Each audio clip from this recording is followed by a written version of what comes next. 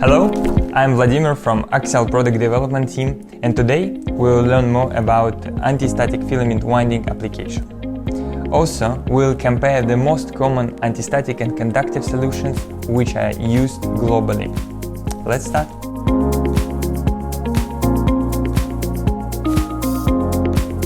How to obtain anti-static or conductive performance? What are the most common solutions, which solutions have already been validated by industrial producers? So, for you, we have conducted a big market study, and now we can define the key players.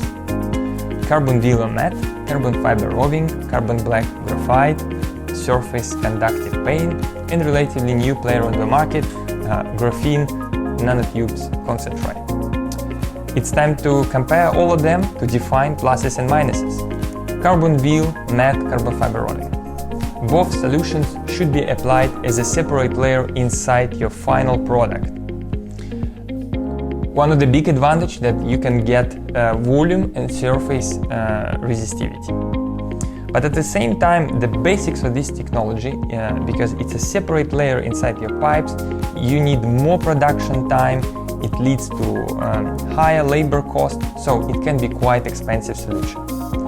Additionally, in case of the carbon fiber roving usage, damaged pipe can lose anti-static properties, it means that this solution is not so reliable as it could be. In case of the carbon velour or matte roving, there is another challenging. Just imagine that you need to produce quite complex product like a pipe with some turning angles. So with carbon velour matte, it will be very challenging. Carbon black or graphite. This is a different technology. It should be dispersed inside the resin, and it has quite acceptable cost-performance ratio, and it can provide volume and surface resistivity, which is a big advantage. But at the same time, due to the high dosage of carbon black and high influence on the viscosity, you can expect the drawback of mechanical performance. For example, such important properties for the pipes and tanks, like interlaminar shear strength, can be decreased. Also, because due to the high dosage, high influence on rheology, it is not so easy to disperse it properly from batch to batch.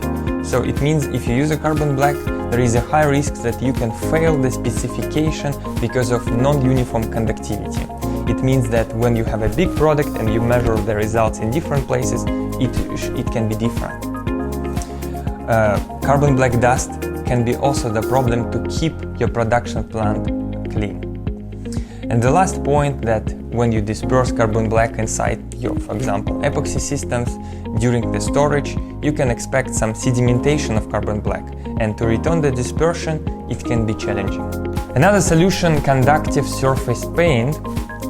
Again, it's a different story. It's a specific layer applying via spraying or by brush, and it has a quite acceptable cost-performance ratio in case of the surface resistivity, but with these solutions you will not gain volume resistivity, and it can close the door to different applications. Also, of course, it requires more production times, it requires a specific spraying line in some cases, and for example, damaged pipe or tank, you can lose the conductive paint due to poor adhesion to the plastics, and it is not so durable solution as it can be. And the last example for today, it's a new solution on the market. It's a graphene nanotubes concentrate.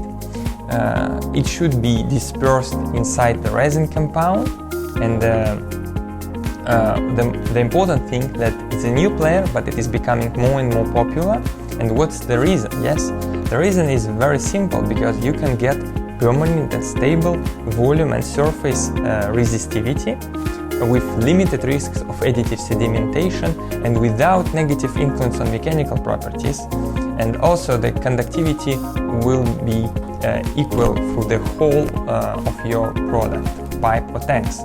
So all these advantages allow you to meet key global specifications. How is it possible?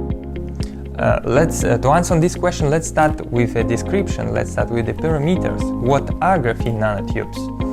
So it's a tube made of one atom of carbon. The diameter is about 1.6 nanometers, the length is roughly 5 microns, and these parameters are given for well-known commercial available TUBALL graphene nanotubes, or also known as a single-wall carbon nanotubes, supplied and produced by Axial company. How's it working? What is the mechanism? So, well-dispersed TUBALL graphene nanotubes create 3D conductive network inside the polymer systems, which allows to make your material conductive. When you hear the nanotubes, one of the big concern, it's quite complex material, how to handle it in industrial scale. So nowadays you don't need to work with nanotubes directly. For example, Axial has already designed pre-dispersed concentrate which can be applied on industrial equipment.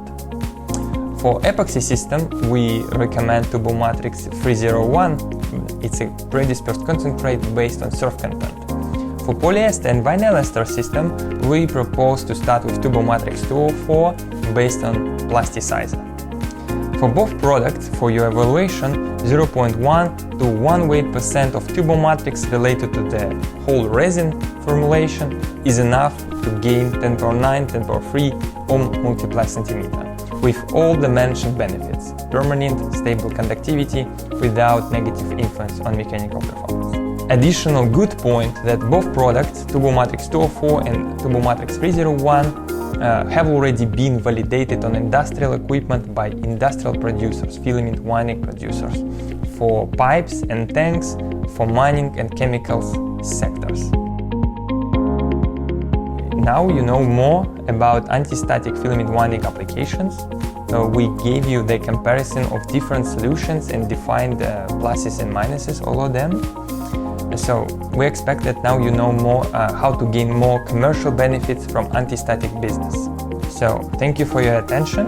Order and test TUBALL MATRIX samples today to be ready for customer orders tomorrow. More information are available on our website tuball.com. See you!